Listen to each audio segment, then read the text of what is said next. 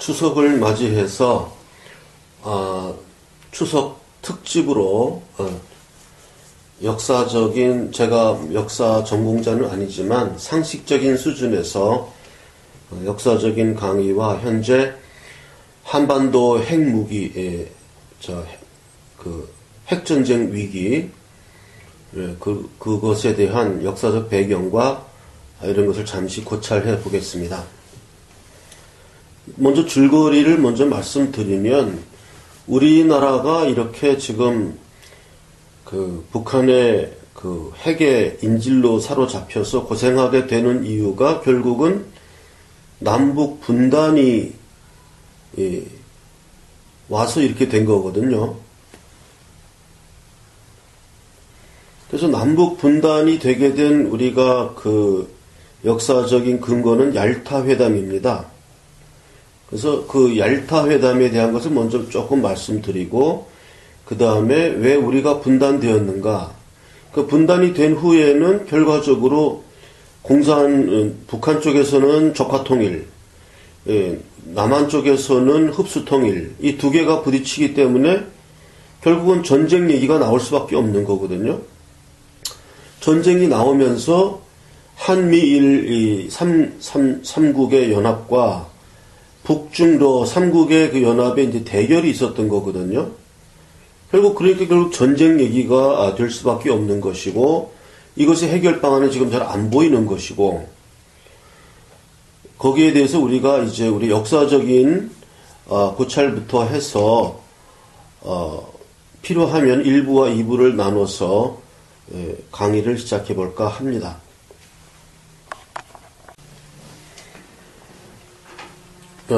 중도적인 사람들, 우파든 좌파든 중도적인, 현재 우리나라의 여론을 결정하는 중도적인 사람들의 의견을 들어보면,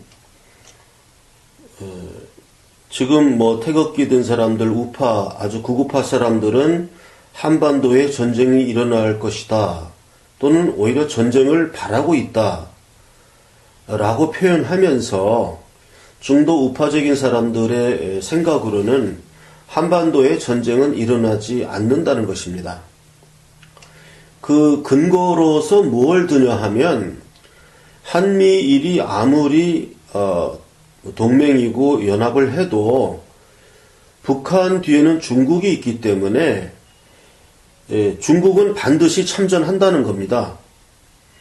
미국이 북한을 공격하는 일이 일어나면 중국은 무조건 북한 땅에 군대를 보내서 참전하게 되어 있기 때문에 미국은 절대 그걸 할 수 없다는 겁니다.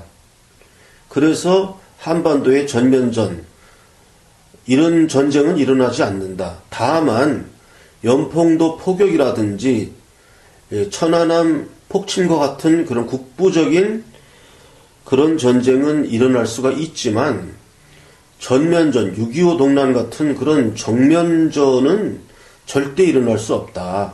그 근거는 중국이 반드시 참전하기 때문이라는 겁니다.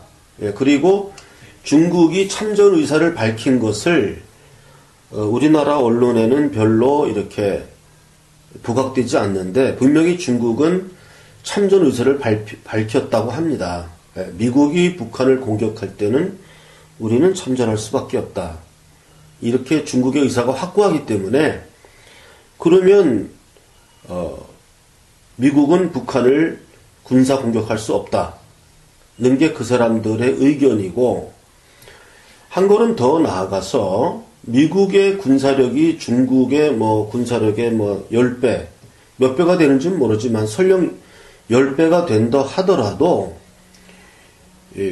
중국이 그렇게 약한 국가가 아니기 때문에 10배 높은 국가가 중국과 전쟁할 수 없다는 겁니다. 중국도 이미 ICBM까지 다 갖고 있어가지고 미국은 중국을 공격할 수 없다는 겁니다. 거기다가 이제 러시아까지 있지 않습니까? 이렇기 때문에 동북아시아 정세에서 한반도의 전면전은 일어날 수 없다. 이게 중도적인 사람들의 의견입니다.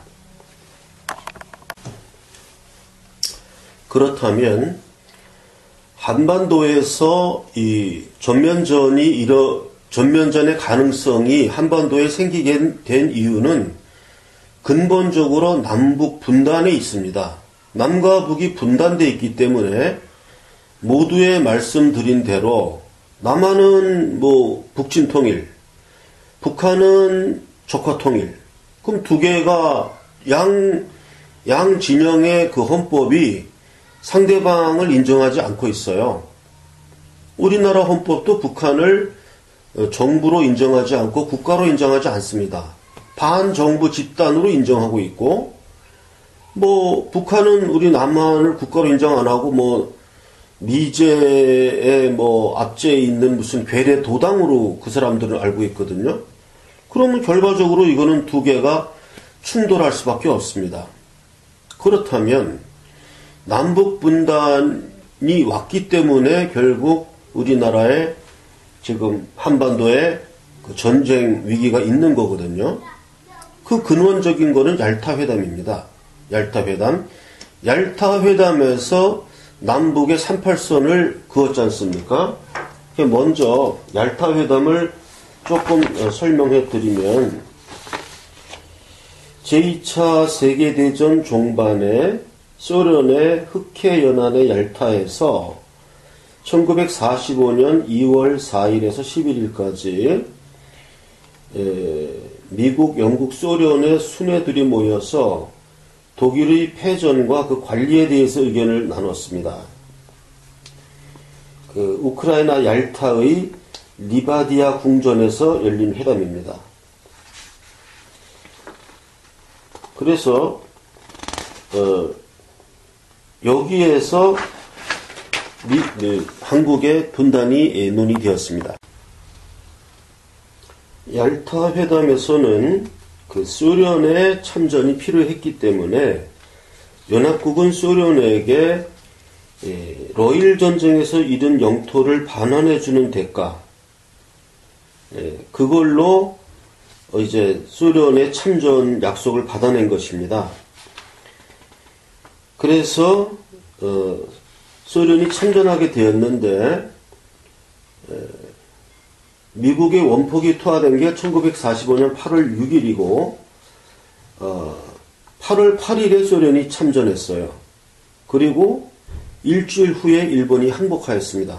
그러니까 소련은 전쟁을 일주일만 하고, 이 극동지역에서 일본과의 전쟁을 일주일만 하고 그 약속의 대가를 얻어내는 아주 쾌거를 얻었습니다. 그래서 이 구라파에서 폴란드 문제도 있었고, 그 당시 소련이 공산주의를 앞세워서 확장 정책을 폈기 때문에 동구라파가 많이 다 넘어갔죠. 공산화되고. 그래서 이제 이 극동 지역에서 소련이 팽창해서 내려오니까 그것을 막기 위해서 미국이 이 38선을 내준 겁니다. 그러니까 원래대로 하면 그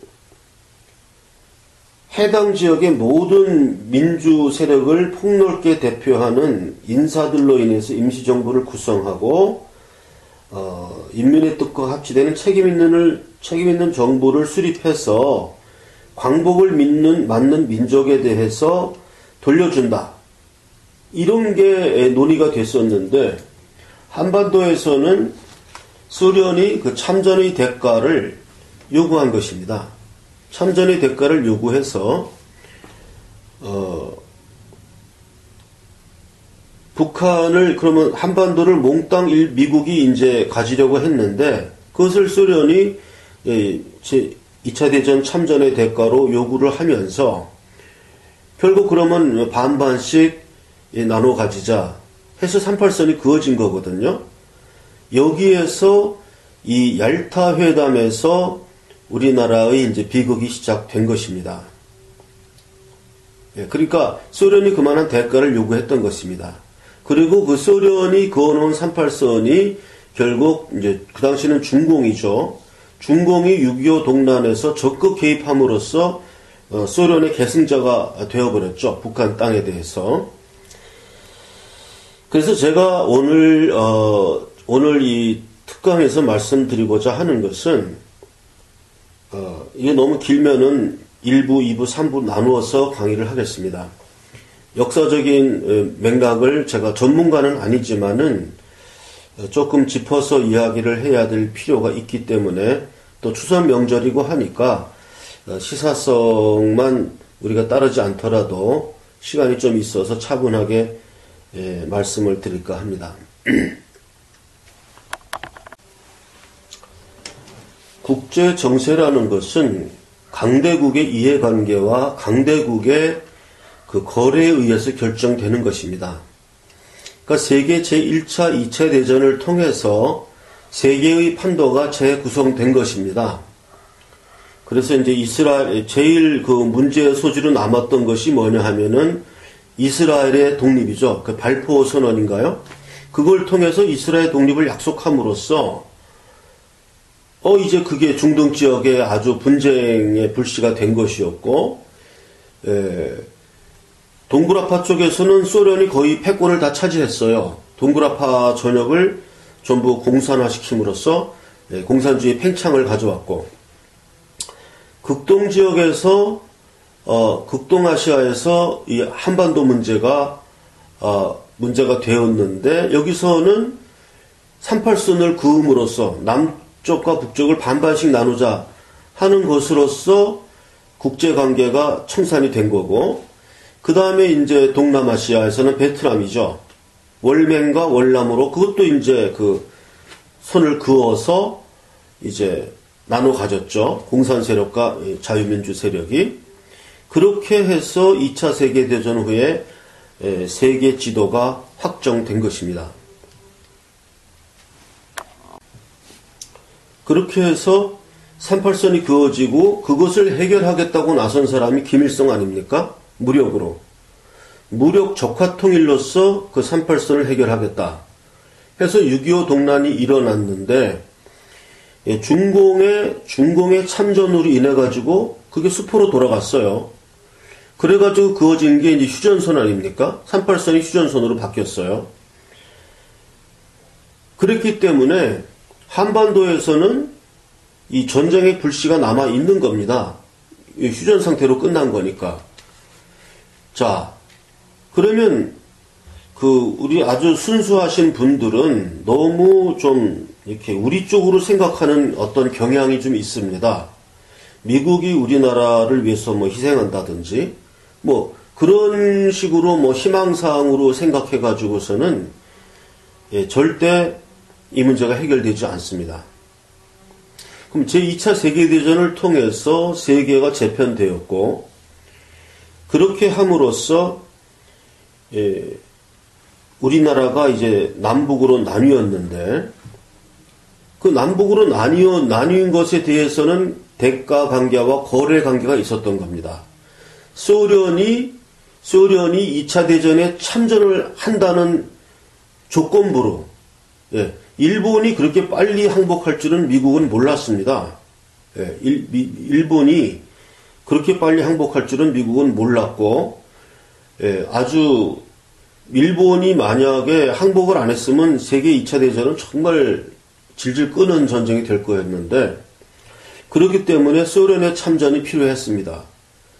그렇기 때문에 소련이 참전을 약속하면서 많은 걸 가져갔어요. 그 거래관계에서.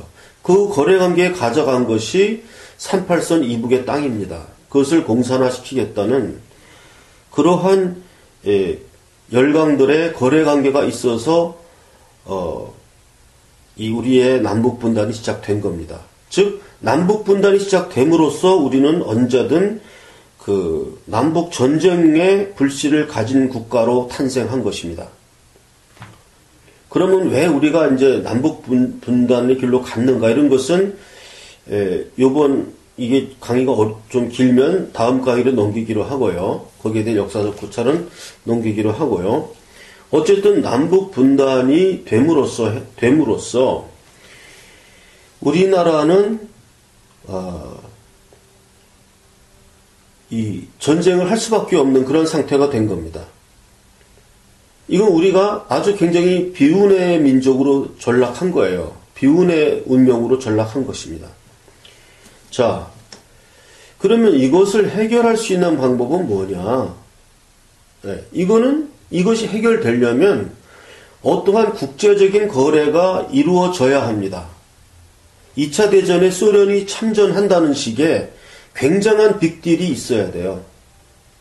그 빅딜의 당사자가 지금은 이제 소련은 해체되고 러시아는 약화됐으니까 지금 중국이 이 바톤 터치를 받았지 않습니까? 그러니까 중국과 미국과의 어떤 거대한 빅딜의 내용과 형식에 따라서 우리나라의 그 앞날이 결정되는 겁니다. 우리가 이렇게 생각해야지. 물론 가장 강력한 방법은 우리나라가 빅딜의 당사자가 될 만큼 강대국이 되는 겁니다. 우리나라 스스로가. 그렇게 강대국이 되면 우리나라가 빅딜을 해가지고 그냥 남북 통일을 해버린다든지 그 길은 열려 있어요. 예. 그래서 우리가 열심히 살자고 하는 거고, 남한이 비약적인 발전을 했고, 이런 추세로 나간다면 그 길은 우리에게 다가옵니다. 예. 지금 문재인 정권이 들어서서 완전히 이제 거기다가 재 뿌리고 있는데요. 예. 어쨌든, 이 제2차 세계대전에서 소련의 참전이 필요했고, 연합국 측의 입장에서는 그 빅딜의 대가로서 38선이 그어진 거기 때문에 그만한 어떠한 국제적인 거래가 있기 전에는 이 남북 분단은 해결할 방법이 없습니다. 국제적으로. 우리가 냉정하게 생각해야 돼요. 국제 어떤 힘의 균형에서 냉정하게 생각했을 때 남북 통일이라는 것은 우리 한민족의 염원이지만 그건 우리 민족의 한 염원이고 국제 거래 관계에 있어서는 일본은 일본의 입장대로 일본은 지금 만약에 북중러가 한통속이 돼가지고 남한까지 적화 통일한다 그러면 일본은 이거 되게 싫잖아요. 직접 맞닥뜨리니까 남한이 있는 것이 일본에게는 굉장히 좋습니다. 완충지대로. 미국 또한 전초기지인 남한이 이게 공산화되거나 넘어가면 미국한테도 좋을 일이 없어요. 이런 이해관계와 또 중국과 러시아도 비슷한 이해관계를 갖고 있기 때문에 이것이 평형을 이루어서 얄타 회담으로서 남북 분단이 결정된 것입니다. 한국을 남북으로 분단시키자. 이게 열강들의 이해관계가 맞아떨어진 거였어요. 그런 식으로 거래관계에 의해서 지어진 거기 때문에 이것은 그 거래관계를 즉 채권 채무를 변제시켜서 채권 채무를 소멸시키는 국제적인 거래가 이루어지기 전에는 이 남북분단, 휴전선, 38선은 유지되는 겁니다. 그 우리 민족의 비운이 시작된 거예요. 얄타회담, 1945년 2월 달에 있었던 얄타회담으로써 우리 민족은 해방된 한반도를 원했지만 결국 그것이 그어졌고 결국 2년 대결로 다가왔고 결국 오늘날 여기 와서 좌파니 우파니 민주 세력이니 보수 세력이니 하는 이렇게 갈라지게 된 겁니다. 그러니까 이 거대한 어떤 국제적인 거래 관계의 그 대전제가 뒤바뀌기 전에 어떤 다른 형태로 예를 들어서 지금 소련의 뒤를 이은 중국이 그 빅딜의 당사자로서 지금 반대편은 미국이지 않습니까? 미국과 일본 등과 어떤 거대한 빅딜에 중국에 또 무슨 국경 분쟁이 많지 않습니까? 어떤 그런 아킬레스건을 서로 바꿈으로써 어떠한 얄타회담 같은 얄타회담도 이게 비밀회담이었거든요. 얄타회담 같은 어떤 그러한 빅딜이 성사되지 않는 한 남북 분단은 계속 할 수밖에 없는 겁니다. 국제적인 힘의 균형으로 볼 때 할 수밖에 없고 그렇다면 모두의 말씀드린 중도 우파들이 생각하는 바 미국이 중국을 함부로 무시할 수 없기 때문에 미국이 아무리 중국의 10배 되는 군사력을 갖고 있다고 해도 100배라면 몰라도 10배 갖고는 좀 안 된단 말이에요. 중국도 뭐 ICBM을 갖고 있기 때문에 중국의 그 참전 의사가 확고한 이상 한반도의 전쟁은 이게 힘들다. 미국 마음대로 하기가 어렵다. 그럼 미국이 북한과의 전쟁을 일으키려면 그러면 어떠한 모종의 중국과의 비밀 협약, 얄타 회담 같은 어떤 비밀 협약, 그 협약의 내용이 무엇이 될지는 모릅니다. 한반도 전체를 중국에게 넘겨주는 것으로 할지 아니면 뭐 한반도를 다 미국이 가져가고 대신 어떠한 다른 커다란 걸 미국이 중국에 넘겨줄지 결국은 거래입니다. 예, 우리 지금 극우 세력 소위 다른 우리는 극우라고 생각 안 하는데 극우라고 불리는 우리 순수하신 분들이 빠지는 오류가 뭐냐 하면 어떠한 우리는 우리끼리만 너무 대화를 해가지고 태극기 든 사람들끼리만 대화하지 않습니까? 그러다 보니까 좀 어떠한 어디에 좀 빠질 수가 있어요. 예, 빠질 수가 있습니다. 냉정하게 우리가 이렇게 보면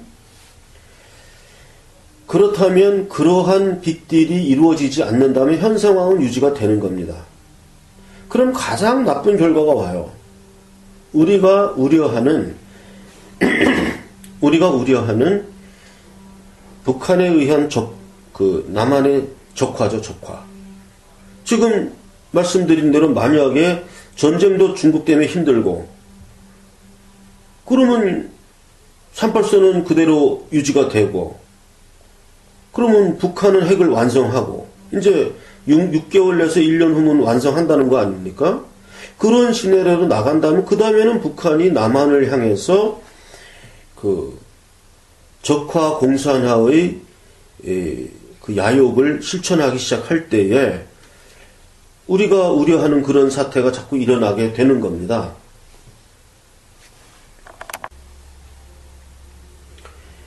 그러면 우리에게 왜 이런 비운이 닥쳤는가? 지금 빼도 박도 못하게 된 거 아닙니까? 우리에게 왜 그러면 이렇게 38선으로 우리가 남북 분단이 될 수밖에 없었는가? 거기에 대한 역사적 근원을 거슬러 올라간다면 결국은 그것은 고려 의종 때 있었던 우리가 무신의 난이라고 알고 있죠. 1170년에 있었던 정중부의 난, 거기서부터 우리가 역사적인 그 맥을 찾을 수가 있습니다. 1170년에 정중부가 무신의 난을 일으키면서 무신 정권이 들어섰거든요. 그리고 비슷한 시기에 일본도 막부 정치로 들어갔습니다. 일본도 비슷한 시기였어요. 그래서 일본은 막부 정치가 계속 유지되면서 나중에 그 서양의 근대화된 문물을 받아들일 때 그 막부 정치가 그 문물을 받아들이면서 아주 놀랄만한 근대화에 성공했습니다. 일본은. 그래서 열강으로 다시 태어난 거였거든요. 일본은. 그러면 근데 우리나라도 그런 길로 갈 수 있었어요. 우리나라도 그런 식으로 일본처럼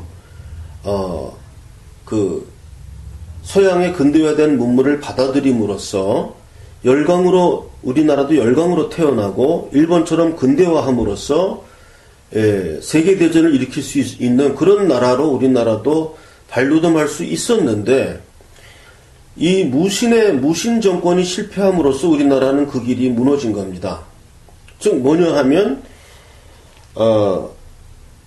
무신 정권은 몽고에 의해서 우리나라가 무너졌어요. 몽고가 일어나면서 그 당시 무신 정권은 몽고에 대항해서 싸우자. 그래서 끝까지 삼별초까지 발전했지 않습니까? 제주도까지 도망가면서까지 싸웠던 게 고려 무신의 정신입니다. 그 무신의 난이 그 정중부부터 시작해가지고 그 잠깐 설명을 조금 드리겠습니다. 고려 1170년 8월에 정중부 이의방, 이고 이런 사람들이 이제 문관과 대소신료 등을 다 살해함으로써 이제 무신난이 시작되었고,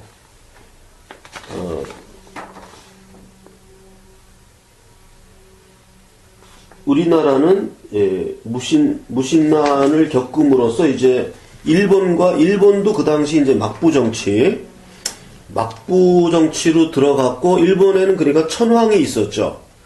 일본에는 천황이 있고 그 실권은 막부가 갖고 있어서 서양의 중세 봉건 시대와 같은 이 막부들이 작은 성주들이 모여서 통치를 하는 서양의 봉건 시대와 같은 그러한 정치 체제를 일본은 만들었기 때문에 만들었고, 그렇게 해서 그것이 서양의 근대 문물을 받아들임으로써 일본은 비약적으로 근대화의 길로 들어갈 수 있었습니다.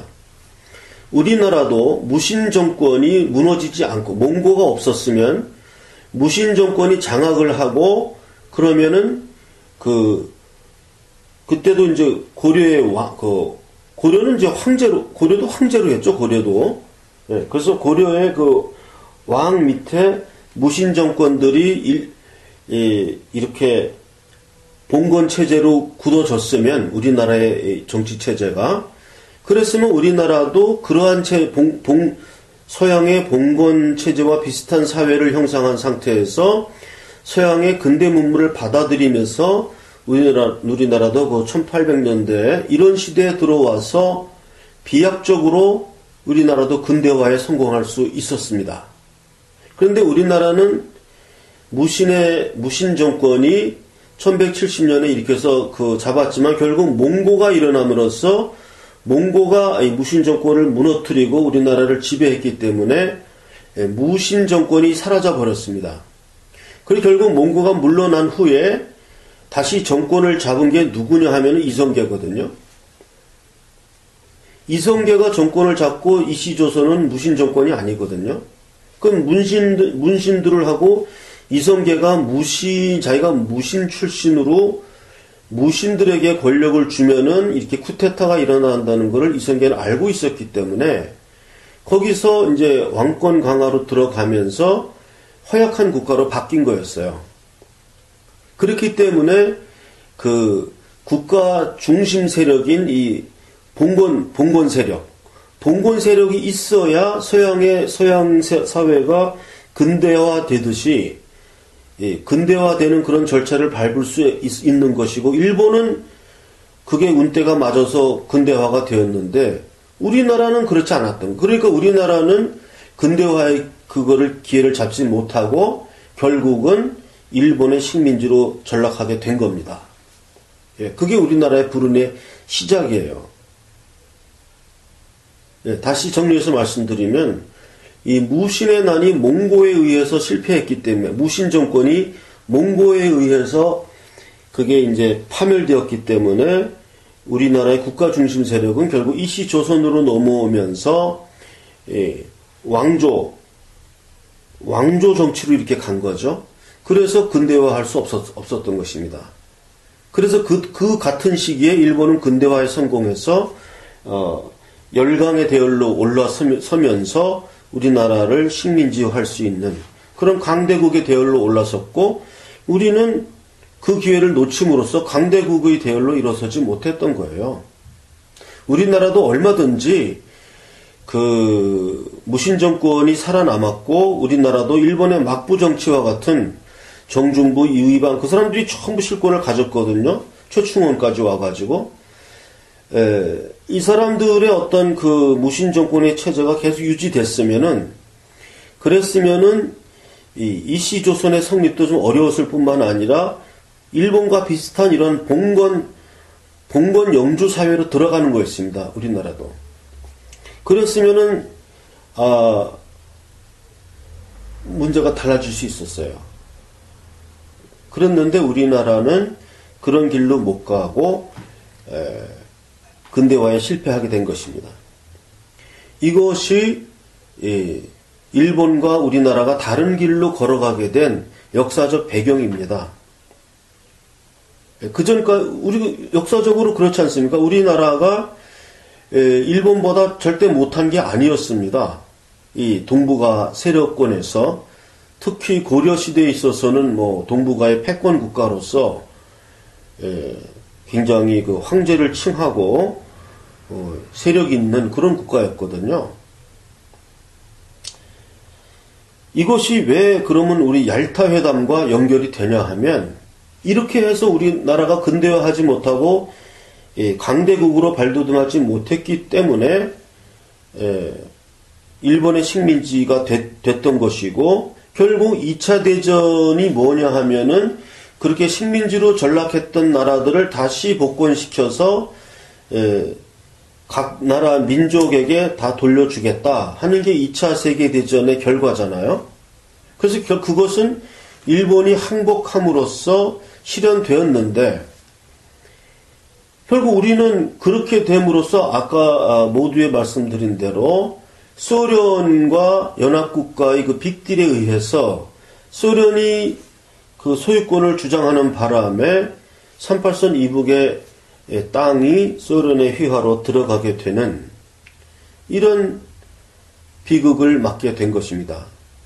그러니까 근본적으로 우리나라가 남북 분단이 되게 된 그 역사적인 근원을 따져보면 어떻게 보면 뭐 운이 없었다고도 볼 수 있지만 우리 민족의 책임인 거죠.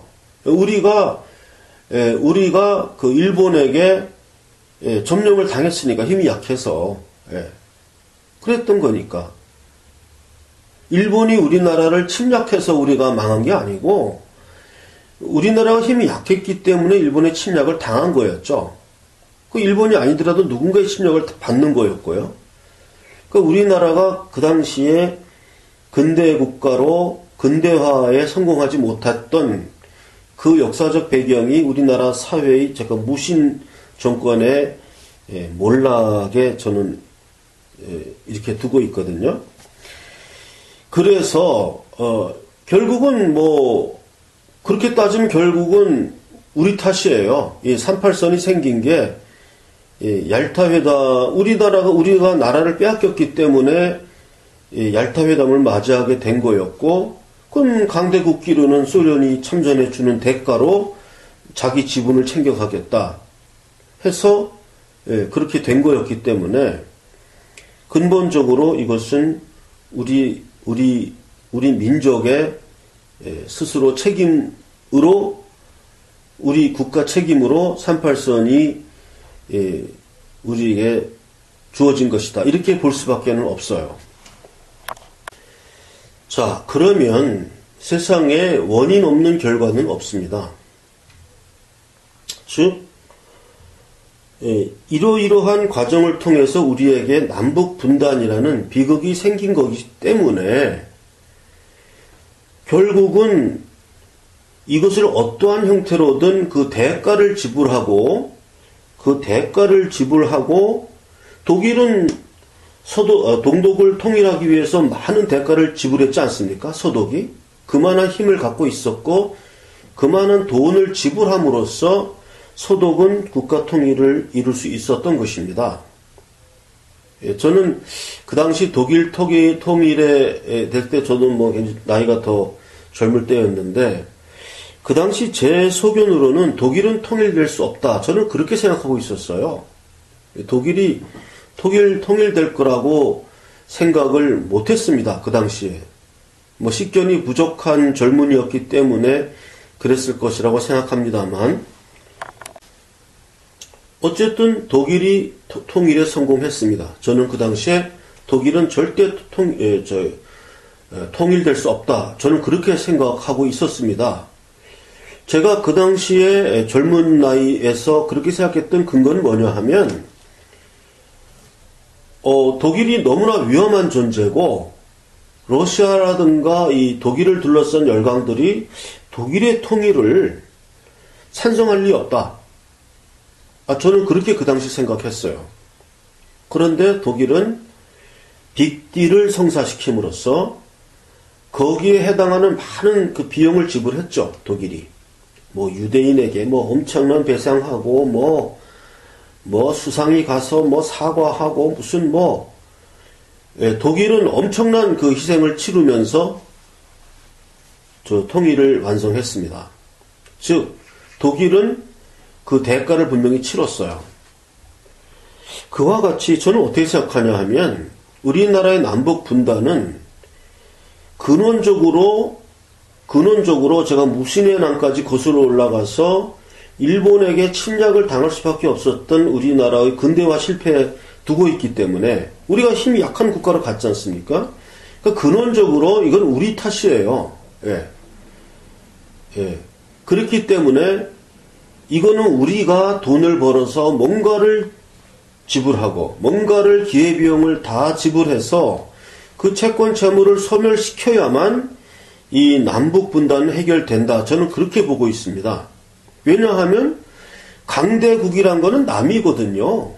남이 나를 위해서 자기 돈 들여서 나를 위해서 좋은 일을 해줄 일이 없는 겁니다. 특히 국제사회에서. 돈 생기지 않는데 남을 위해서 뭐 한다? 그런 일이 왜 일어납니까? 그러니까 결국은 우리나라가 돈을 벌어서 어떻게 해서든 그 비용을 다 지불해가지고 그걸 사와야 돼요. 이 남북 분단을 그 당시 소련이 제2차 대전에 참전하겠다는 약속, 그만큼의 우리가 그만큼의 대가를 지불함으로써 이 남북 분단의 원인을 우리가 지불하고 우리 돈으로 다 지불해 주면은 남북 통일은 가능해집니다. 그리고 그런 길로 가야 합니다. 그런 것이지 지금 여기서 뭐 북한하고 미국이 북한을 때리니 많이 이거 가지고 언제 때린 이거 갖고 해결되는 문제가 아닙니다. 그리고 가장 걱정되는 것은 뭐냐 하면 지금처럼 문재인 정권이 패싱당한 상태에서 미국과 중국과의 일본과의 어떤 빅딜이 성사될 때는 얄타 회담에서 우리나라가 반통으로 자르는 것이 거래 내용으로 되었듯이 그런 식으로 우리에게는 아무런 이득이 없는 방향으로 빅딜이 성사될 가능성이 큽니다. 그렇게 되는 거예요. 지금 그래서 문재인 정권이 지금 역사의 죄인의 자리에 오르는 것입니다. 이것이. 저는 그렇게 보고 있어요. 이거 우리가 가만 놔뒀으면은 우리나라가 이런 식의 경제 부흥을 계속 일어나면 지금의 상태에서 2배만 올라가도 그 다음에는 우리나라가 비용을 지불하면서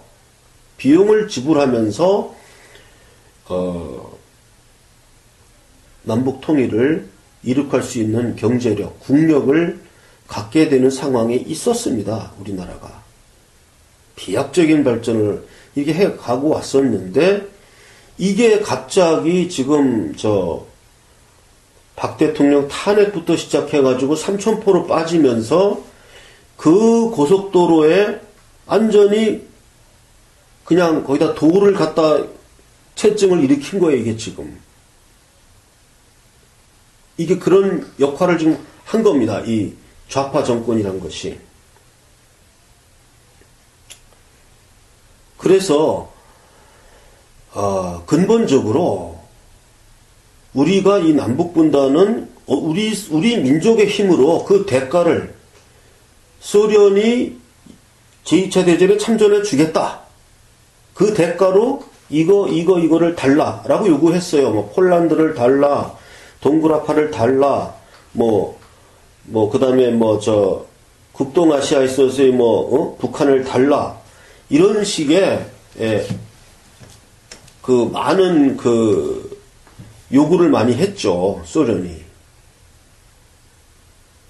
그랬듯이 그만큼의 소련이 2차 대전에 참전한다는 만큼의 어떠한 그러한 큰 우리가 빅딜을 우리가 스스로 국제사회야 해야만 우리 민족의 남북 통일이 이루어지는 거지.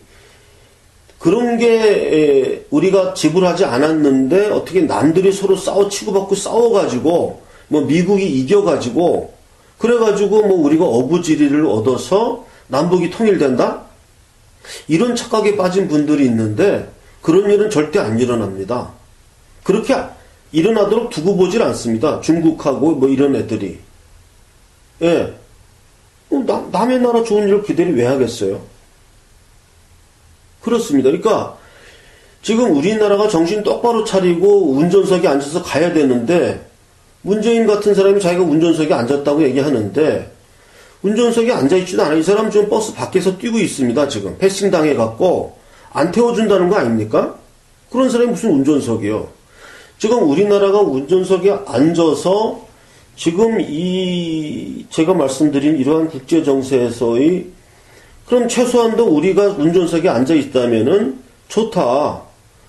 우리가 소련이 2차 대전에 참전하겠다고 약속한 것만큼 우리가 당자수표를 끊는 겁니다. 국제관계에 대해서. 어떻게 하겠다. 어떻게 하겠다. 뭐 미국에게는 뭐 우리가 어떻게 해주겠다. 국제교역에 있어서 얼만큼 우리가 10년 동안 해가지고 이걸 다 갚아주겠다. 또 중국에 대해서도 어떻게 해가지고 당신네 나라한테 우리가 이득을 주겠다. 이렇게 우리가 당자수표, 어음이죠. 어음을 발행해주고 그 대가로 우리에게 뭘 좀 해달라.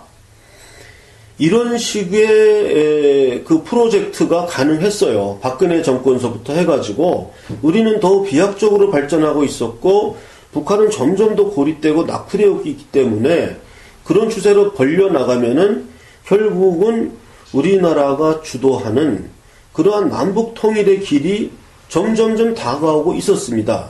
즉 제가 말씀드린 바 남북 통일이라는 것은 우리 남한 측에서 소련의 제2차 대전 참전과 같은 그런 빅카드를 국제사회에 우리가 던지는 것입니다. 예. 그것을 던짐으로써 국제적으로 승인받고 미국도 이익 봐, 중국도 이익 봐, 소련도 이익을 보겠다는데 그 사람들이 반대할 이유가 없지 않습니까? 그렇게 우리가 해결해야 할 문제입니다.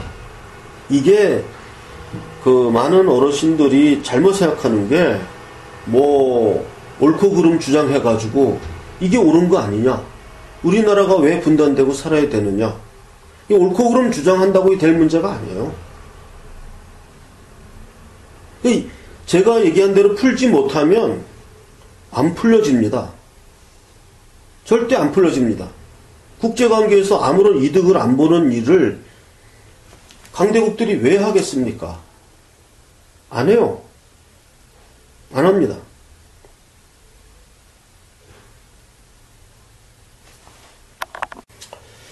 자, 그래서 이제 결론을 맺고자 합니다.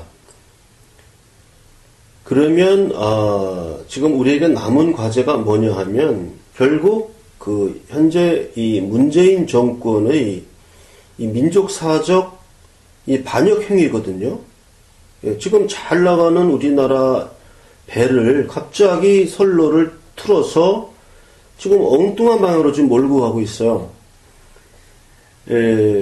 이거를 우리가 지금 최대한 저지해야 합니다. 최대한 저지해야 됩니다. 또 하나, 어떠한 외부적인 어떤 행운이 우리에게 닥쳐서 예를 들면 미국이 북한의 김정은을 제거해서 우리에게 로또 복권 1등 당첨 같은 행운이 찾아온다. 이런 생각은 아예 우리가 하지 말아야 됩니다. 아예 그렇게 생각하지 말고 복권 맞는 길 같은 것은 안 일어나니까 우리가 피땀 흘려서 번 돈을 가지고 우리가 대가를 지불해야 됩니다. 그래야 우리에게 닥쳐온 이 남북 분단의 비극을 우리가 돈으로서 돈 주고 해결하는 길밖에 없어요. 그렇지 않으면 이것이 계속 고착화되거나 아니면 강대국들의 이해관계에 맞춰서 우리나라는 제외된 상태로 얄타회담과 같은 또 우리에게 불행한 어떠한 국제적인 결정으로 결정되고 그렇게 또 해결될 겁니다. 거기에 대해서 결정적인 지금 우리가 망국의 길을 가고 있는 것이 문재인 정권입니다. 문재인 정권이 지금 대항해서 우리나라를 지금 이끌고 가도 시원찮은데 지금 이런 식으로 돼가지고 지금 그런 정권이 지금 그런 종북 좌파 정권이 정권을 잡았기 때문에 굉장히 지금 어려워졌어요. 우리가 지금 그러니까 우리는 민족적인 저항밖에 없습니다. 민족적인 저항으로서 우리나라를 이거 뭐 맨몸으로 순망치한이라 그러나요? 입술이 없어지면 이가 실인데 우리가 순망치한의 자세로 할 수 없습니다. 이빨 시린이 가지고 막는 수밖에 없습니다. 예, 그 길 우리가 가야 돼요. 그렇게 되고 그렇게 급작스럽게 전쟁이 일어난다거나 뭐 땅굴을 타고 뭐 북한이 뭐 쳐들어온다거나 이런 급작스러운 사태보다는 앞으로 있을 중요한 시기죠. 한 2, 3년 내에 우리 우파 세력이 이 순망치한의 자세로 그냥 이걸 막아야 됩니다.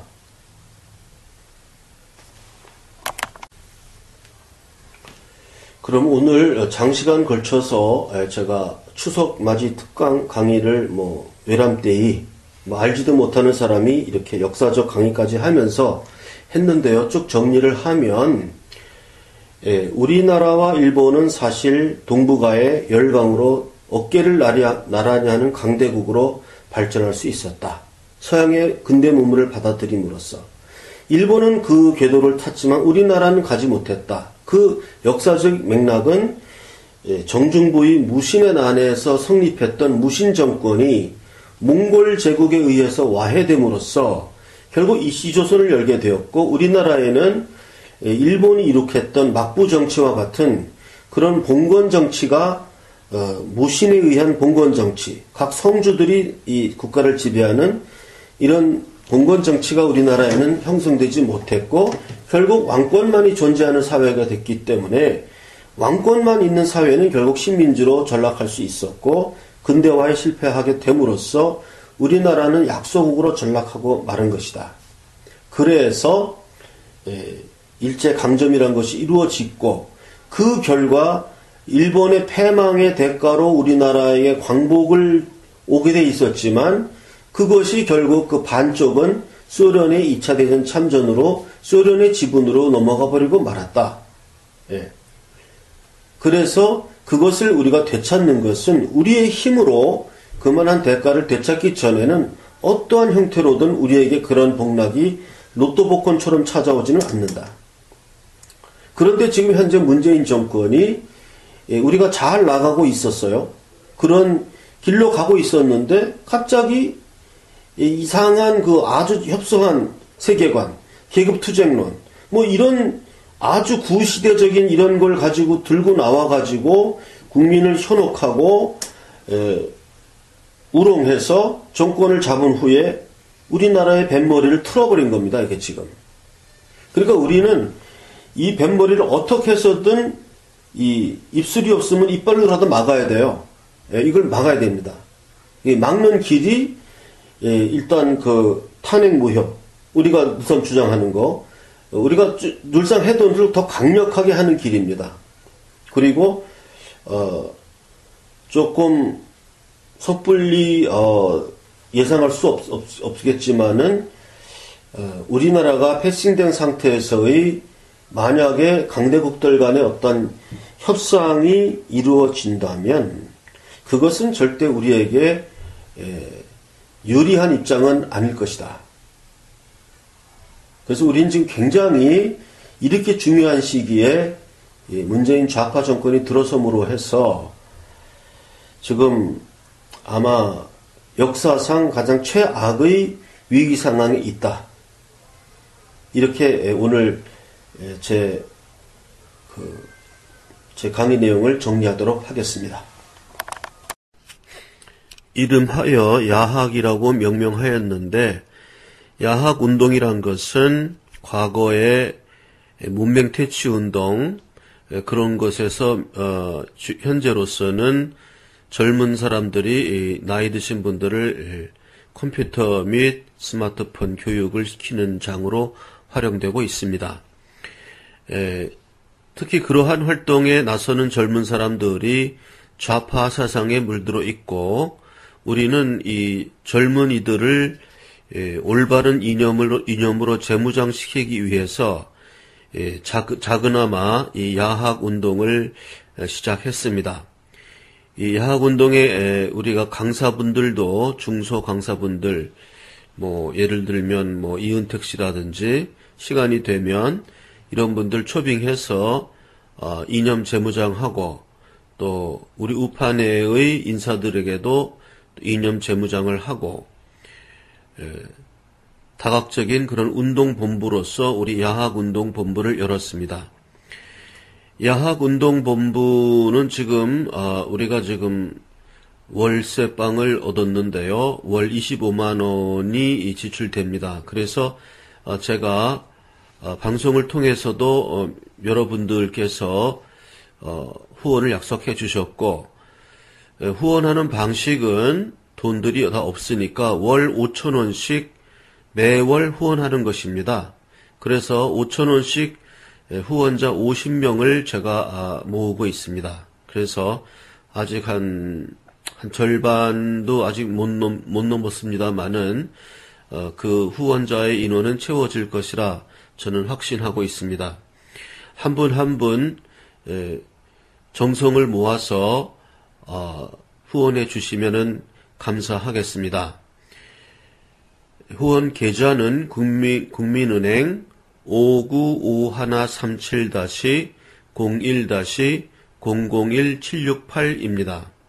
이리로 후원해 주시고 제 전화번호 010-5300-7901로 후원 내역을 문자로 보내주시면 제가 기록하여 관리하겠습니다.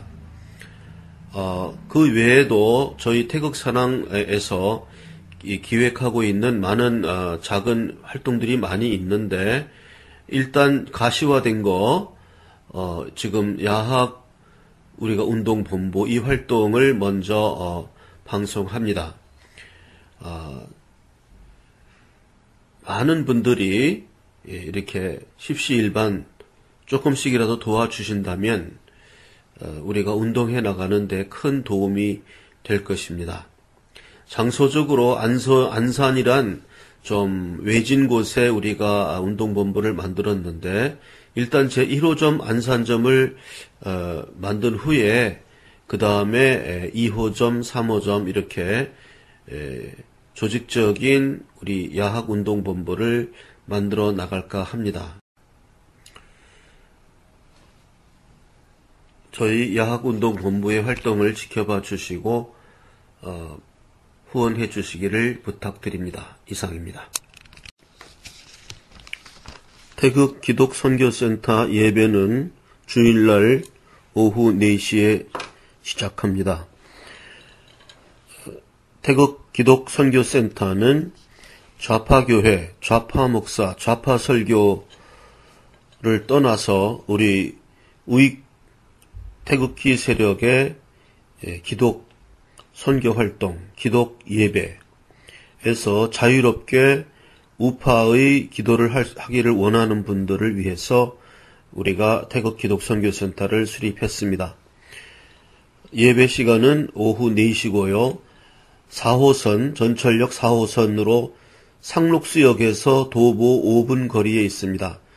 상록수역에서 오셔서 전화하시면 전화로 에스코트 하겠습니다.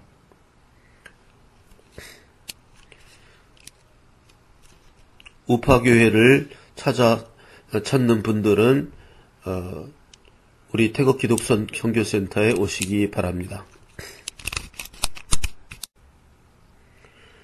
태극사랑 합창단 창단 및 태극사랑 문화제가 11월 16일 목요일 오후 7시로 일정이 변경되었음을 알려드립니다.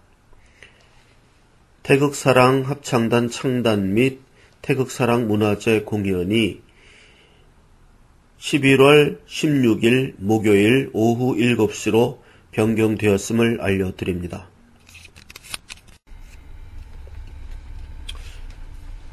주식 대금을 송금하는 계좌는 국민은행 595137-01-001768 태극사랑 주식회사입니다. 주식 대금 송금 계좌는 국민은행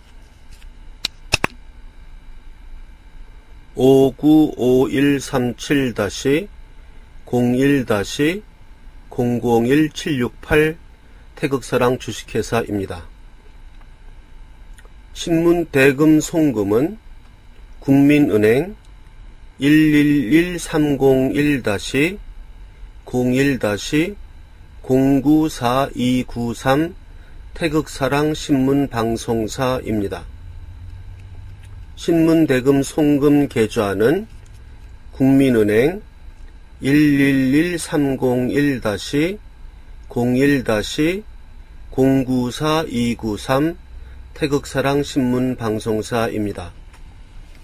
저를 개인 후원하는 계좌는 새마을금고 3904-09-0139-429 예금주는 고승근입니다. 제 본명은 고선입니다. 개인 후원 계좌 새마을금고 3904-09-0139-429 개인 후원 계좌 국민은행 계좌 812-21-0374-284입니다. 개인 후원 국민은행 계좌는 812-21-0374-284입니다. 제 핸드폰 번호는 010-5300-7901입니다. 010-5300-7901 신문사 전화번호는 010-4378-4044입니다. 팩스 번호는 031-417-7901입니다. 031-417-7901입니다. 또 다른 팩스 번호는 031-408-4844입니다. 정기 구독 신청을 받겠습니다. 그래서 1년 구독료는 89,000원입니다. 1년치 주간신문이고 1년치 구독료는 89,000원이고요. 6개월 구독료는 45,000원입니다. 6개월 구독료는 45,000원. 구독을 신청할 계좌는 국민은행 11130-01-094293 다시 말씀드립니다. 국민은행 11130-01-094293 태극사랑 신문방송 주식회사입니다. 그리고 입금하신 후에는 010-5300-7901로 입금자 성함, 주소, 입금액, 입금자 성함, 주소, 입금액을 문자 메시지로 보내주시면 되겠습니다. 제가 뭐 하는 사람인지 또 궁금해 하시는 분들도 있고 그래서 제가 성악가예요. 테너입니다. 그래서 제가 그 연주했던 동영상 하나를 같이 편집해서 올립니다.